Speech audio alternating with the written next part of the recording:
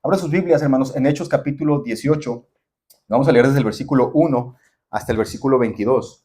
Va a aparecer ahí en las pantallas porque yo traigo la nueva traducción viviente. Probablemente ustedes traigan la Reina Valera del 60, pero igual ustedes pueden leerlo en su Biblia. Yo lo voy a leer, pongan atención y vayan haciendo anotaciones. Quizás algo les parece interesante de ahí, vayan haciendo anotaciones. Si es la primera vez que tú nos visitas, debes de saber que nosotros vamos estudiando la palabra de Dios pasaje a pasaje. O sea, agarramos un libro y hasta que nos lo acabamos, seguimos con el siguiente libro porque queremos predicar de toda la palabra de Dios. Entonces ahora nos toca predicar sobre esto. Hechos 18, desde el 1 hasta el 22. Dice la palabra de Dios lo siguiente. Después Pablo salió de Atenas y fue a Corinto. Allí conoció a un judío llamado Aquila, nacido en la región del Ponto, quien estaba recién llegado de Italia junto con su esposa Priscila. Habían salido de Italia cuando Claudio César deportó de Roma a todos los judíos. Pablo se quedó a vivir y a trabajar con ellos porque eran fabricantes de carpas al igual que él. Cada día de descanso, Pablo se encontraba en la sinagoga tratando de persuadir tanto a judíos como a griegos. Después de que Silas y Timoteo llegaron de Macedonia, Pablo pasó todo el tiempo predicando la palabra. Testificaba a los judíos que Jesús era el Mesías. Pero cuando ellos se opusieron y lo insultaron, Pablo se sacudió el polvo de su ropa y dijo: la sangre de ustedes está sobre sus propias cabezas, yo soy inocente. De ahora en adelante iré a predicar a los gentiles. Entonces salió de ahí y se fue a la casa de Ticio Justo, un gentil que adoraba a Dios y que vivía al lado de la sinagoga. Crispo, el líder de la sinagoga, y todos los de su casa creyeron en el Señor. Muchos otros en Corinto también escucharon a Pablo, se convirtieron en creyentes y fueron bautizados. Una noche el Señor le habló a Pablo en una visión y le dijo: no tengas miedo, habla con libertad, no te quedes callado, pues yo estoy contigo y nadie te atacará ni te hará daño, porque mucha gente de esta ciudad me pertenece. Así que Pablo se quedó ahí un rato y medio enseñando la palabra de Dios. Cuando Galión llegó a ser gobernador de Acaya, unos judíos se levantaron contra Pablo y lo llevaron ante el gobernador para juzgarlo. Acusaron a Pablo de persuadir a la gente a adorar a Dios en formas contrarias a nuestra ley. Pero justo cuando Pablo comenzó a defenderse, Galión se dirigió a los acusadores de Pablo y dijo: escuchen ustedes, judíos, si aquí hubiera alguna fechoría o un delito grave, yo tendría una razón para aceptar el caso. Pero dado que es solo un asunto de palabras y nombres y de su ley judía, resuelvan ustedes mismos. Me niego a juzgar tales asuntos. Así que los expulsó de la corte. Entonces la multitud agarró a Sóstenes, el líder de la sinagoga, y lo golpeó allí mismo en la corte. Pero Galión no le dio a eso ninguna importancia. Después Pablo se quedó en Corinto un tiempo más. Luego se despidió de los hermanos y fue a Cencrea, que quedaba cerca. Ahí se rapó la cabeza según la costumbre judía, en señal de haber cumplido un voto. Después se embarcó hacia Siria y llevó a Priscila y Aquila con él. Primero se detuvieron en el puerto de Éfeso, donde Pablo dejó a los demás. Mientras estuvo en Éfeso, fue a la sinagoga para razonar con los judíos. Le pidieron que se quedara más tiempo, pero él se negó. Al irse, sin embargo, dijo: si Dios quiere, regresaré. Entonces zarpó de Éfeso. La siguiente parada fue en el puerto de Cesarea. Allí subió y visitó a la iglesia de Jerusalén y luego regresó a Antioquía.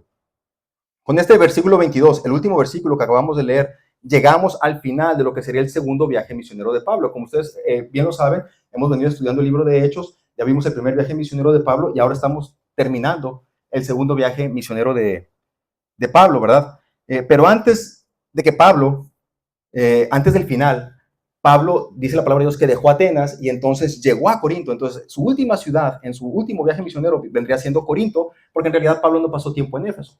Entonces, la última ciudad que Pablo visita es esta ciudad tan importante en la literatura bíblica, que es Corinto. Ahora, si tú eres de las personas que has estado tomando notas acerca de las predicaciones que hemos estado compartiendo contigo, te estás dando cuenta que me estoy saltando la última parte del capítulo 17, cuando Pablo estuvo precisamente en Atenas.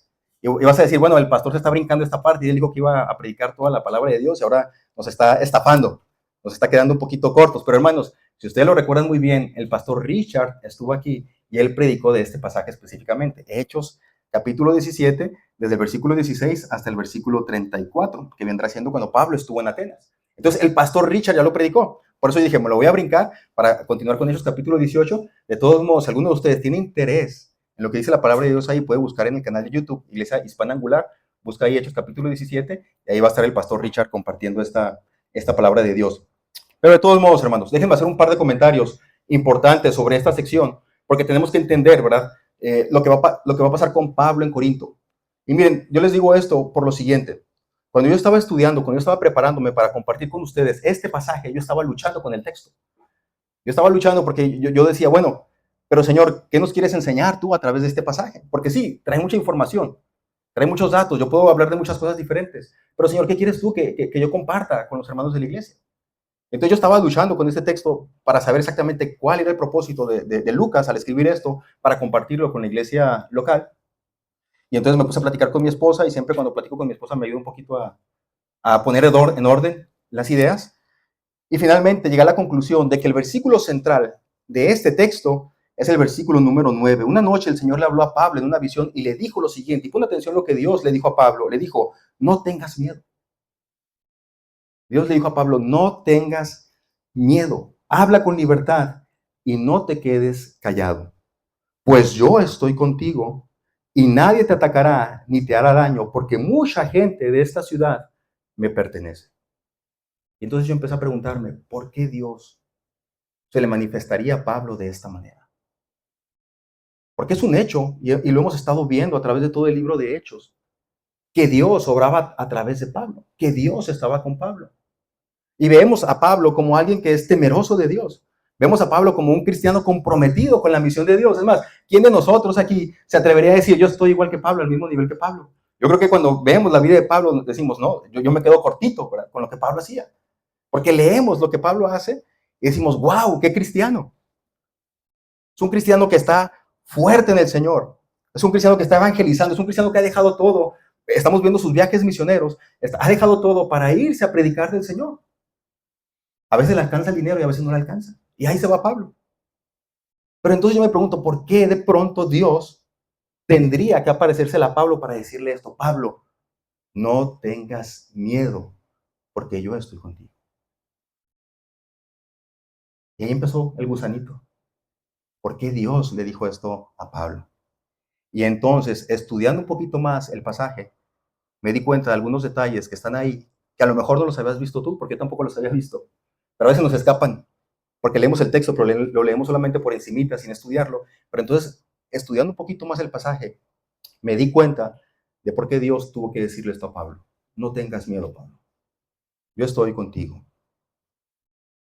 Fíjense, hermanos, recordemos capítulo 17 de Hechos, que Pablo tuvo que salir de Berea, que los cristianos de Berea eran más nobles que los de Tesalónica. Eso lo vimos la semana pasada. Eran más nobles que los de Tesalónica.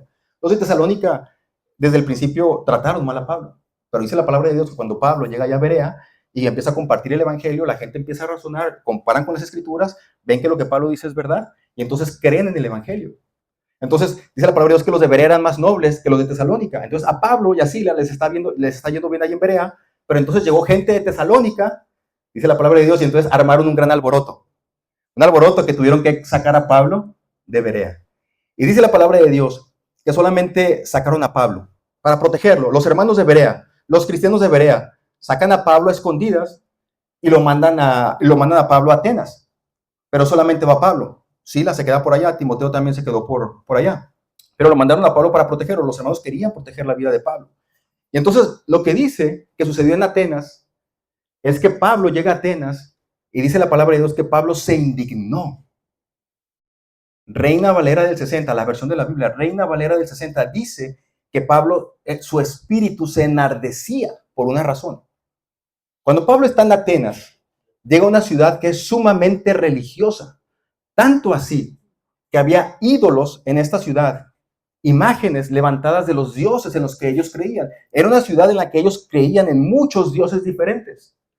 Entonces, por eso dice la palabra, es que Pablo le dolió en su corazón, se indignó, su espíritu se enardecía. O sea, Pablo veía toda aquella idolatría y Pablo sentía algo en su corazón, ¿verdad?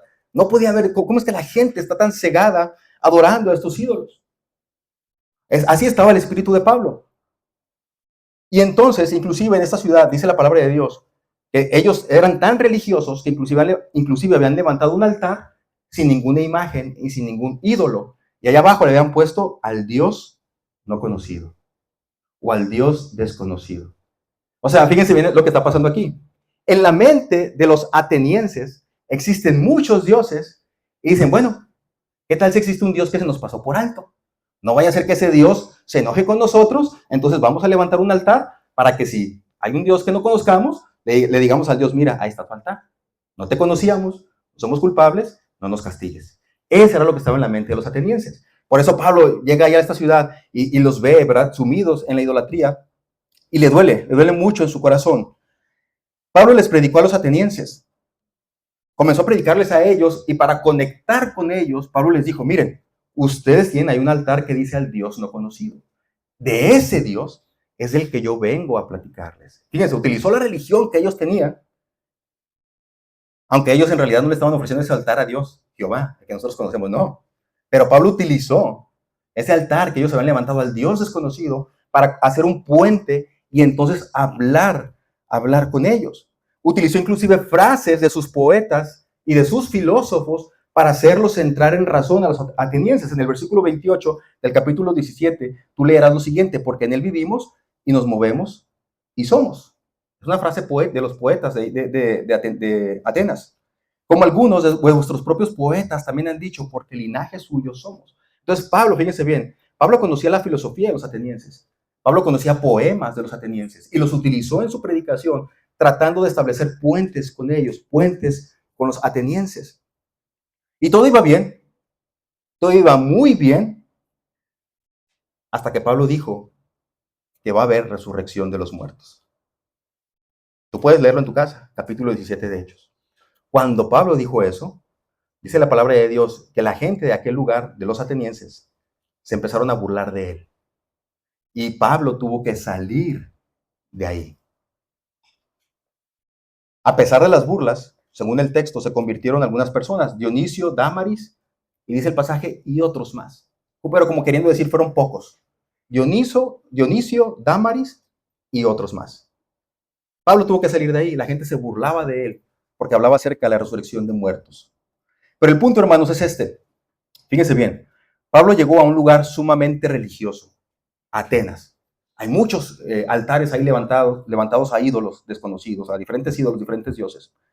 Pablo llegó a un lugar sumamente religioso y además a un lugar lleno de personas que les gustaba discutir entre ellos, que les gustaba dialogar, que les gustaba compartir su conocimiento. Fíjense, dice la palabra de Dios que los atenienses, el hobby de los atenienses era discutir entre ellos, era compartir ideas. ¿Cuál es tu hobby? Algunos de nosotros el hobby es comer, algunos es dormir, algunos es correr, algunos es leer libros, y hay otros que se la pasan discutiendo, ¿no? Que se juntan, se sientan a la mesa y empiezan a hablar de temas diferentes tratando de contrastar las ideas. Bueno, los atenienses tenían ese hobby. Iban ahí al aerópago y empezaron a compartir sus ideas, a contrastar todas estas ideas. Eran personas cultas porque les gustaba hacer eso, les gustaba ejercitar la razón. Pero dice la palabra de Dios que la cosecha ahí no fue tan abundante como en otras ciudades. Pablo vio la ciudad llena de ídolos, compartió el evangelio, pero solamente se convierte Dionisio, Dámaris y unos cuantos más. Es más, no leemos en ninguna parte del Nuevo Testamento que se haya establecido una iglesia en Atenas. Es verdad que probablemente hubo iglesia, no sabemos. Pero si Atenas, que es una ciudad de las más importantes de Grecia, tuvo una iglesia, no la encontramos registrada en la palabra de Dios. Y eso ya nos hace dudar de que haya una iglesia ahí. Porque Atenas era una de las ciudades más importantes de Grecia. No hay ninguna ocasión que se mencione que en Atenas se haya establecido una iglesia. Eso nos habla quizás, o estamos viendo aquí un poquito el contexto de lo que Pablo está empezando a experimentar. Y sabes, todo fue porque a Pablo se le ocurrió hablar de la resurrección de los muertos. Algunos han dicho que si Pablo se hubiera callado en el versículo 30, su mensaje sería más exitoso. Algunos han dicho, si Pablo no hubiera dicho lo de la resurrección de los muertos, hubiera tenido más gente que lo escuchara. Pero exitoso a la vista de quién? Exitoso a la vista de quién? Porque saben que humanamente nosotros medimos el éxito en números. Así somos nosotros, humanamente así somos, medimos el éxito en números. Pero para Dios, el mensajero exitoso es el que comunica fielmente la palabra de Dios. Haya muchos que se conviertan o hayan pocos que se conviertan.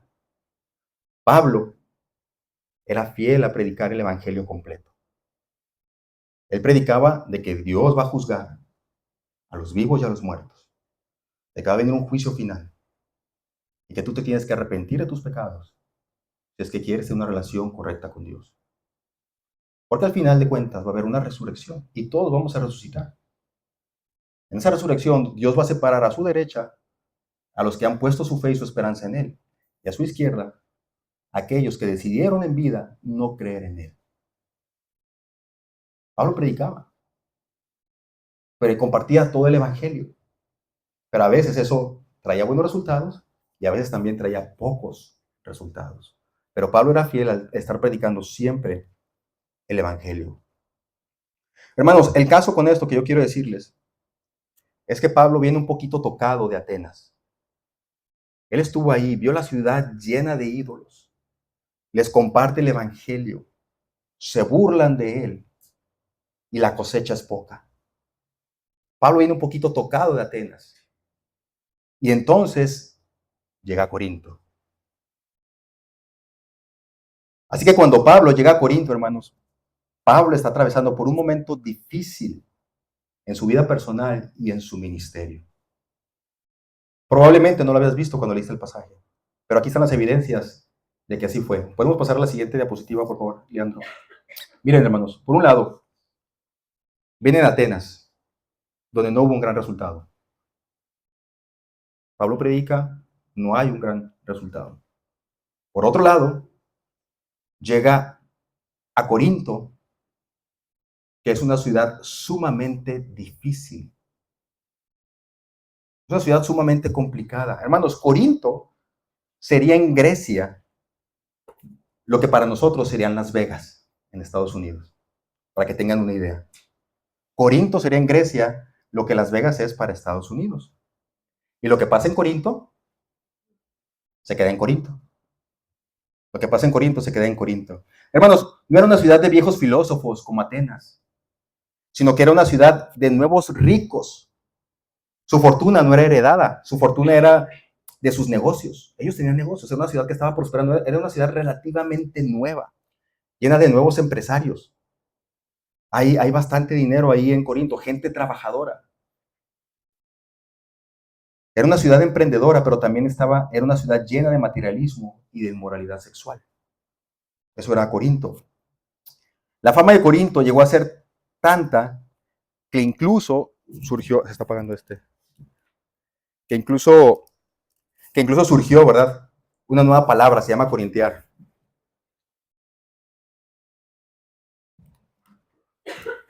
Gracias, Cris. Ahí está, mira, creo que un poco mejor. Así pasa, ¿no? Cuando estamos en vivo.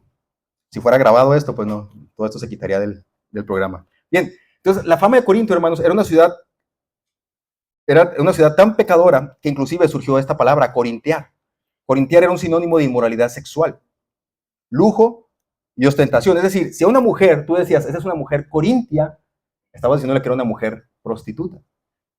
Entonces la palabra Corinto fue relacionada rápidamente con prostitución. Estrabón, fíjense bien, Estrabón dice que en el templo de Afrodita, que estaba en la cima, en un monte allá de Corinto, habitaban 1000 prostitutas que bajaban continuamente a la ciudad.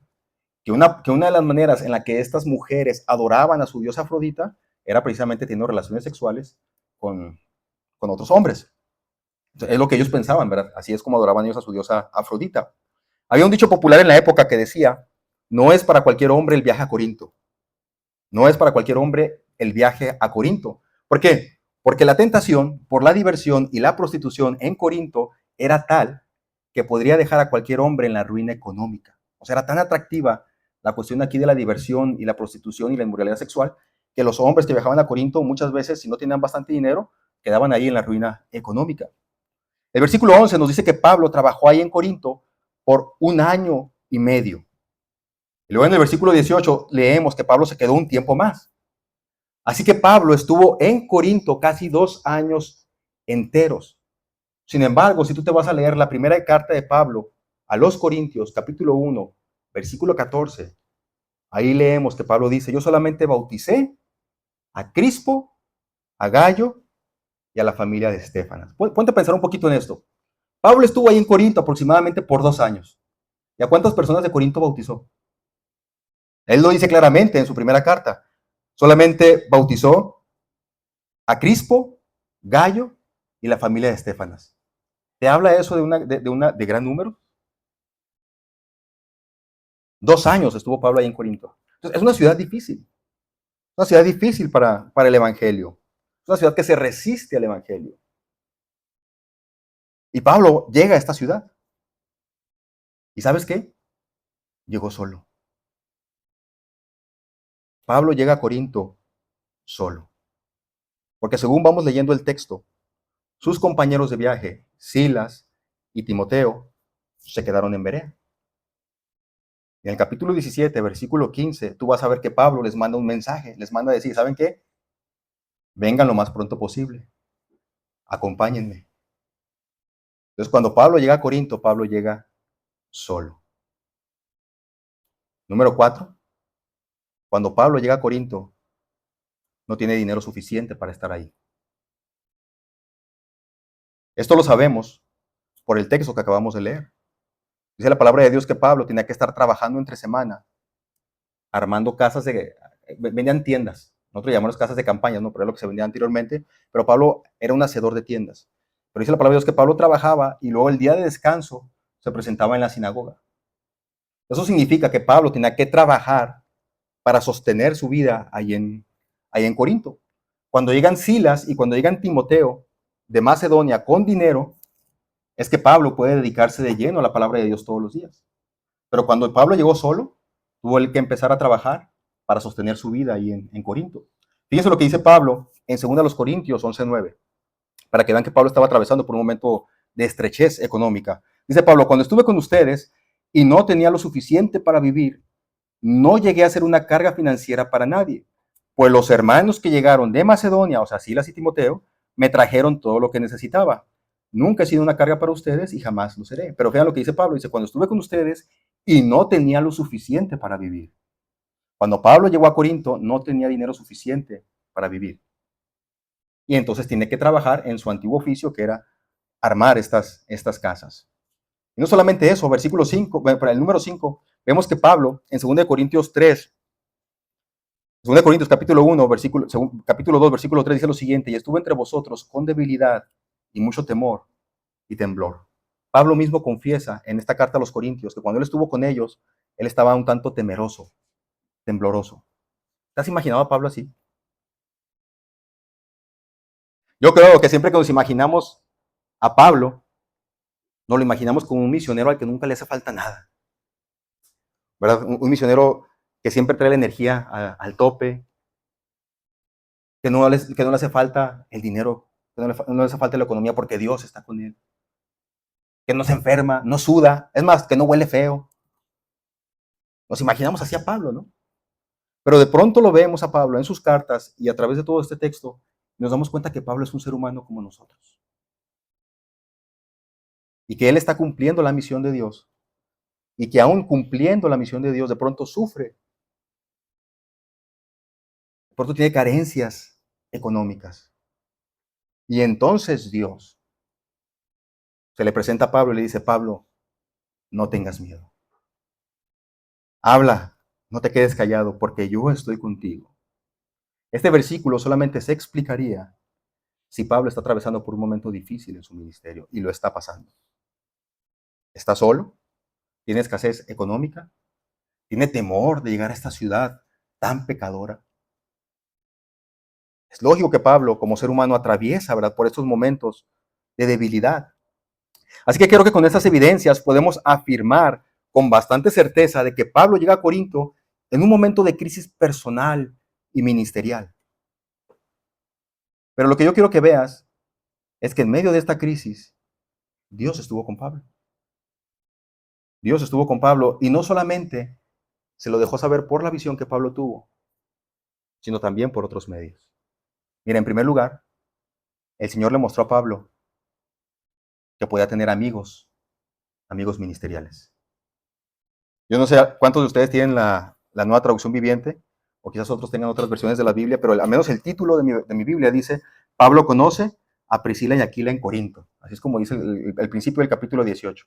Pablo conoce a Priscila y Aquila. Yo me preguntaba, ¿por qué le ponen Pablo como si fuera lo más importante? Pero en realidad es importante. Pablo conoció a Priscila y Aquila. Vamos a leer lo que dice ahí, va a aparecer en las pantallas. Fíjense lo que dice la palabra de Dios. Después de que Pablo salió de Atenas y fue a Corinto, ahí conoció a un judío llamado Aquila, nacido en la región del Ponto, quien estaba recién llegado a Italia junto con su esposa Priscila. Habían salido de Italia cuando Claudio César deportó de Roma a todos los judíos. Pablo se quedó a vivir y a trabajar con ellos, porque eran fabricantes de carpas, al igual que él. Bueno, yo te mencioné anteriormente que Pablo llegó solo a Corinto y que le había mandado un mensaje a Silas y un mensaje a Timoteo diciéndoles, vénganse, apresúrense, lleguen, alcáncenme, no quiero estar solo. Corinto, para los que saben un poquito de este tipo de ciudades, era una ciudad económicamente cara. Y Pablo no tenía el dinero suficiente para dedicarse solamente a predicar. Así que Pablo tuvo que trabajar con sus manos. Pero dice el versículo 5 que una vez que llegó Silas y que llegó Timoteo, ahora sí Pablo se pudo dedicar completamente a predicar todos los días. Podemos deducir que Silas y Timoteo llegaron con una ofrenda de los hermanos de Macedonia, o también que cuando ellos llegaron, Pablo los puso a trabajar a ellos para sostener la obra, y luego Pablo se dedicó a predicar completamente la palabra de Dios. Hermanos, en el avance del reino de Dios, necesitamos de amigos que sostengan la obra. Pablo y Silas y Timoteo llegaron a apoyar a Pablo. Pablo, en un principio, él quería dedicarse solamente a predicar la palabra de Dios, pero la estrechez económica no lo permitía, se pone a trabajar, pero una vez que llegan Silas y Timoteo, dice la palabra de Dios, Pablo puede dedicarse completamente a predicar de la palabra de Dios. Así que Pablo necesitó de sus compañeros de viaje para sostener económicamente la misión. Pablo les dice claramente a los corintios, cuando yo estuve ahí con ustedes en Corinto, yo no quise ser carga para ustedes, para que no anden diciendo que yo les predico el evangelio solamente por el deseo de ganancia personal. Dice Pablo, yo no quise hacer eso. Yo preferí trabajar con mis manos y compartirles de la palabra de Dios para que ustedes no pusieran de excusa que yo estoy predicando el evangelio con el fin de una ganancia personal. Y lo es más, inclusive Pablo usa estas palabras ahí en 2 Corintios. Les robé a las otras iglesias. Obviamente que no está robando, pero Pablo está diciendo, usé los recursos que aquellas iglesias me mandaron para compartirles a ustedes el evangelio gratis.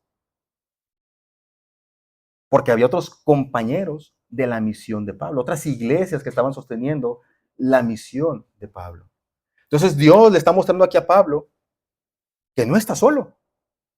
Está solo, pero no está solo.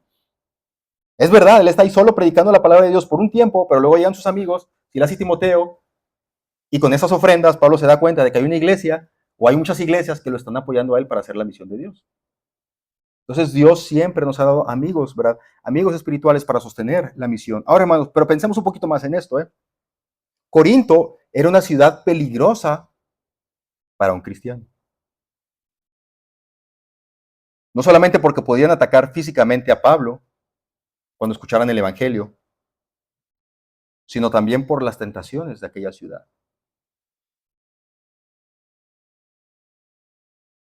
Pablo era un ser humano como cualquiera de nosotros.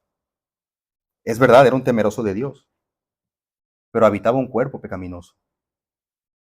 En varias de sus cartas, Pablo nos deja ver esta lucha que hay dentro del cristiano. Por un lado, con nuestra mente queriendo obedecer a Dios, y por otro lado, con nuestros miembros queriendo hacer otras cosas. Pablo hablaba muchas veces de esta tensión que hay dentro del cristiano. Fíjense lo que dice ahí en Romanos, capítulo 7, versículo 22. Dice Pablo lo siguiente, amo la ley de Dios con todo mi corazón. Eso lo está diciendo Pablo.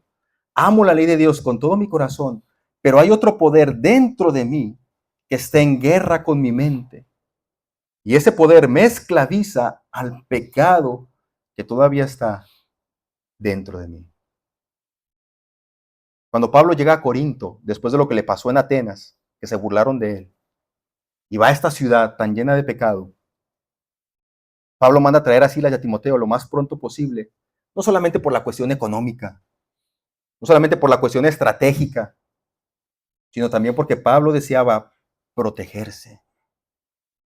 Porque cuando tú estás atravesando por un momento de debilidad espiritual, eres presa más fácil de la tentación.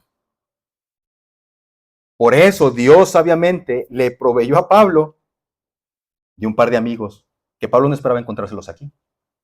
Pablo no los conocía. Dice la palabra de Dios, después de que Pablo salió de Atenas y fue a Corinto, allí conoció a un judío llamado Aquila y a su esposa Priscila. Casi casi hasta pareciera como que Pablo llega, ¿no? Llega apenas a Corinto y de pronto se encuentra con estas dos personas, Priscila y Aquila. Pablo no sabía que al llegar a Corinto se iba a encontrar con esta pareja. El versículo 2 describe a Aquila como un judío del Ponto que tenía poco tiempo de llegar desde Roma, junto con su esposa Priscila. Pero el texto no nos dice que sean cristianos, simplemente nos dice Pablo los conoció a ellos. Pero podemos deducir que ellos eran en realidad creyentes. ¿Dónde los encontró? ¿Cómo los encontró?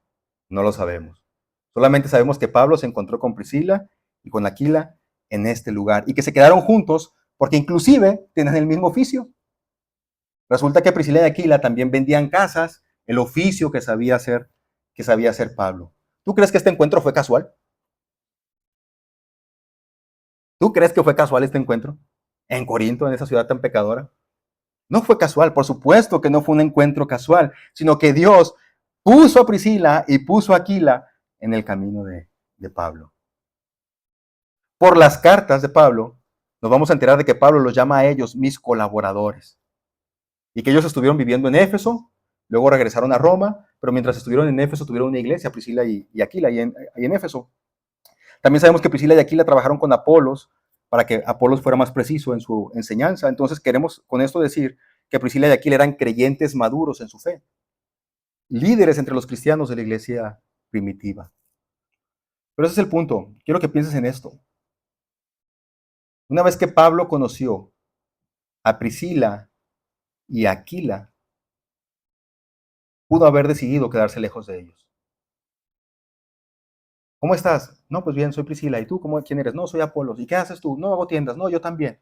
Ah, ok, ya nos vemos. Gracias. Pablo pudo haber decidido haber hecho eso. Ustedes sigan allá con su camino y yo sigo acá por mi camino. Pablo pudo haberse quedado lejos de ellos como un lobo solitario. Total, se suponía que en pocos días llegarían Silas y que llegarían Timoteo, pero Pablo prefirió estar con ellos. ¿Sabes por qué? Porque la vida cristiana es una vida que se vive en comunidad. Hay creyentes que se acercan a la iglesia y que forman parte de los servicios de la iglesia, pero que en realidad no se abren a la iglesia. Mantienen a la iglesia lejos de ellos, porque creen que pueden vivir el cristianismo sin amigos cristianos, pero no es así. El punto de este pasaje es eso. Dios le estaba mostrando a Pablo que ahí está Priscila y Aquila para que lo acompañen en la misión. Dios se los puso a Pablo. Fíjense bien, ni aún a Jesucristo, ni aún Jesucristo se atrevió a transitar esta vida sin amigos. Eso fue lo que Jesús le dijo a sus discípulos. Les dijo, yo no te voy a llamar esclavo, yo no te voy a llamar siervo, yo te voy a llamar amigo, porque ustedes son mis amigos. Y luego Jesucristo dijo, porque un siervo no sabe los planes de su Señor, pero yo a ustedes les he comunicado todo el conocimiento que me dio mi Padre. Por lo tanto, los voy a llamar amigos. Y Jesucristo, cuando inició su ministerio, escogió amigos que estuvieran con él, que lo acompañaran en todo momento. Incluso en su momento más tenso, de mayor tentación, Jesucristo no se atrevió a estar solo. Cuando estuvo Jesucristo ahí a punto de ser crucificado, antes de ser aprendido, antes de ser agarrado, fue con sus tres amigos más cercanos, Pedro, Jacobo y Juan. ¿Y qué les dijo? Acompáñenme a orar porque mi alma está turbada hasta la muerte. El Hijo de Dios no se atrevió a transitar esta vida sin amigos.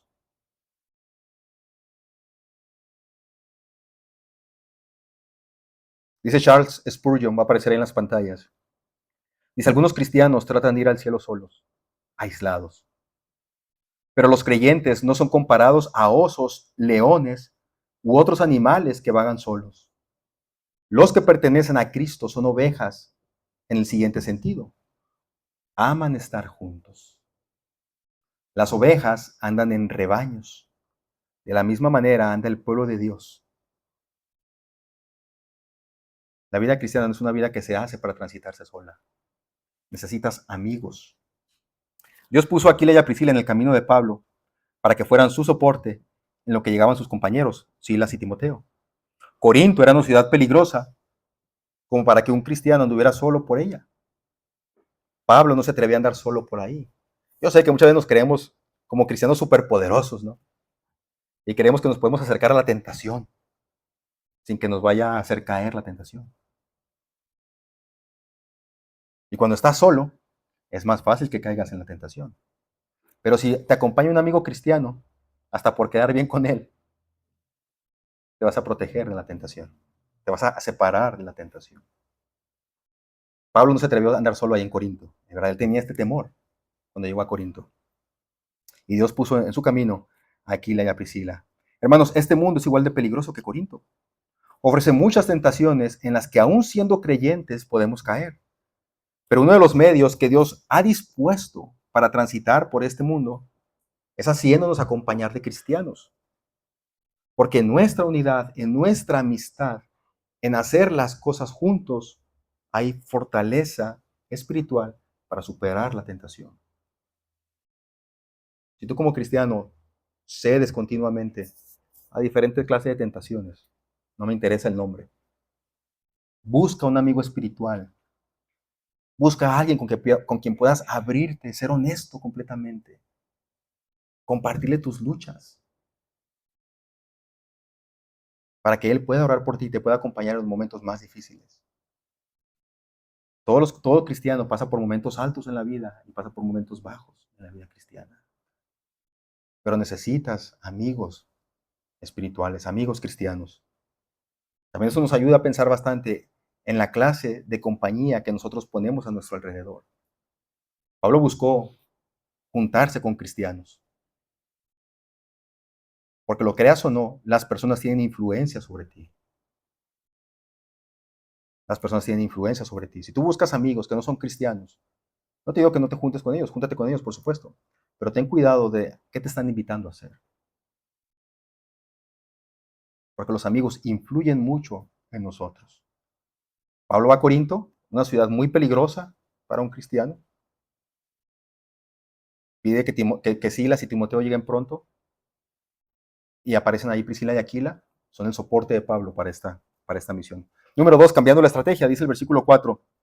Cada día de descanso, Pablo se encontraba en la sinagoga tratando de persuadir tanto a judíos como a griegos. Después de que Silas y Timoteo llegaron de Macedonia, Pablo pasó todo el tiempo predicando la palabra, testificando a los judíos que Jesús era el Mesías. Pero cuando ellos se opusieron y lo insultaron, Pablo se sacudió el polvo de su ropa y dijo: la sangre de ustedes está sobre sus propias cabezas. Yo soy inocente. Y ahora en adelante iré a predicar a los gentiles. Y entonces salió de ahí y fue a la casa de Ticio Justo, un gentil que adoraba a Dios y que vivía al lado de la sinagoga. Crispo, el líder de la sinagoga, y todos los de su casa creyeron en el Señor. Muchos otros en Corinto también escucharon a Pablo, se convirtieron en creyentes y fueron bautizados. Hermanos, fíjense bien, Dios bendijo a Pablo cuando él cambió su estrategia. Porque dice la palabra de Dios que Pablo empezó a testificar como siempre en la sinagoga, pero que ahí en la sinagoga comenzaron a insultar a Pablo. Entonces llegó un momento en que Pablo dijo: ¿saben qué? No más. Se sacudió el polvo de sus pies y dijo: yo me voy a predicarle a los gentiles.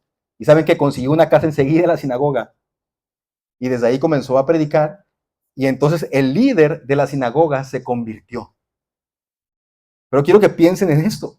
Por alguna razón, la estrategia de Pablo de predicar desde la sinagoga no estaba dando resultados.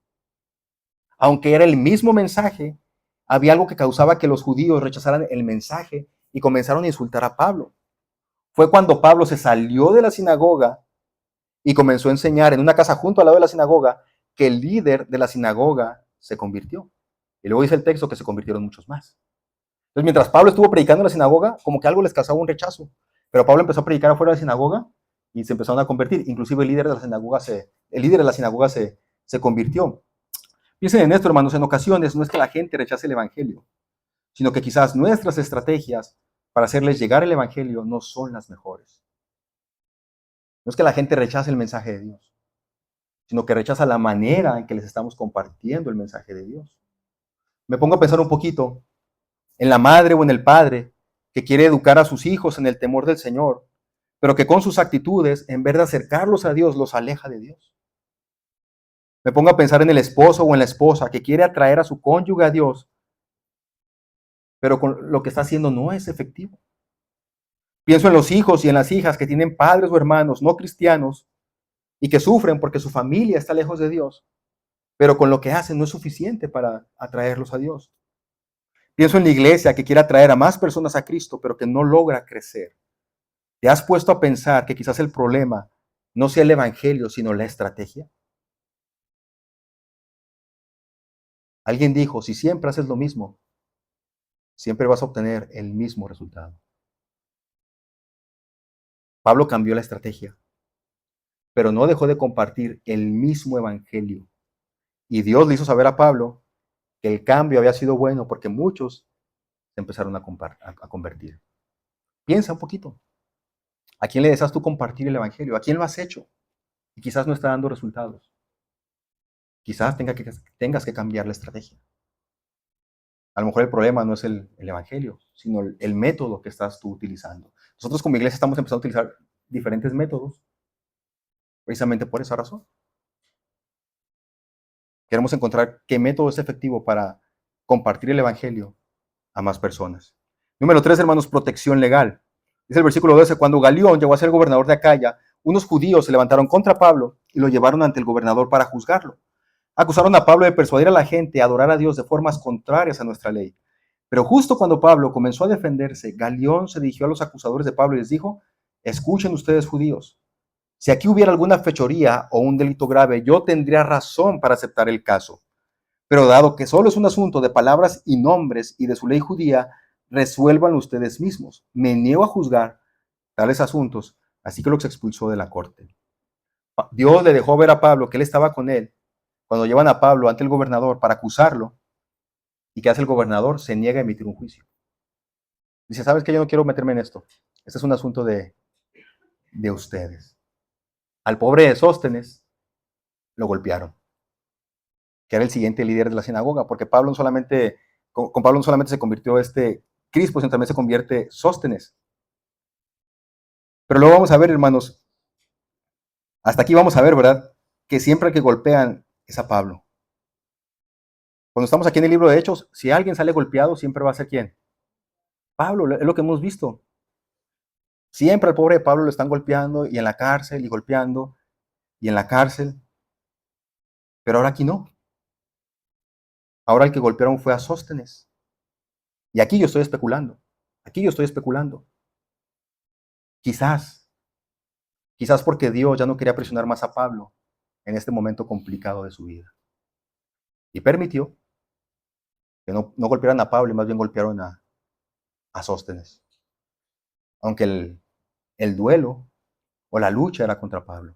Pero quizás, solamente estoy especulando. A lo mejor Dios dijo, no, ya fue suficiente con Pablo. Ya no quiero que lo golpeen más.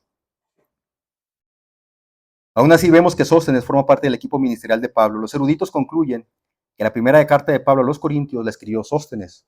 O sea que Pablo fue el autor intelectual, pero como Pablo tenía un problema en sus ojos, Pablo no podía escribir y Pablo se la dictó a Sóstenes, que fue un líder de la sinagoga ahí en Corinto. Hermano, la Biblia es clara al enseñarnos que la vida cristiana no es una vida que siempre va para arriba. Es una vida que también tiene momentos complicados, momentos en los que va a haber crisis, momentos en los que tendremos que cambiar de estrategia, momentos en los que tendremos carencias económicas, momentos en los que las leyes van a actuar a nuestro favor y momentos en los que las leyes van a jugar en nuestra contra. Pero aprendimos que uno de los recursos y medios más importantes que Dios nos ha dejado es la amistad cristiana. Es preocuparnos los unos por los otros. Es abrirnos a ser amigos de otros cristianos. Donde podemos y debemos ayudarnos unos a otros. Si tú estás pasando por un momento difícil, una tentación, un dolor, busca un amigo cristiano con quien puedas tú compartir la carga. Busca un amigo cristiano. Y una cosa, hermanos, es totalmente segura. Que el Señor está con nosotros en todo momento. Dios le dice a Pablo, no temas, no tengas miedo. ¿Por qué? Porque yo estoy contigo. Este mundo es difícil, hermanos. Este mundo es complicado, este mundo es tentador para cualquier creyente. La vida cristiana no está diseñada para que la vayamos navegando solos. Está diseñada para que la vayamos navegando todos juntos. Por eso busca amigos cristianos. Me gusta verlos que de pronto se juntan y platican entre ustedes.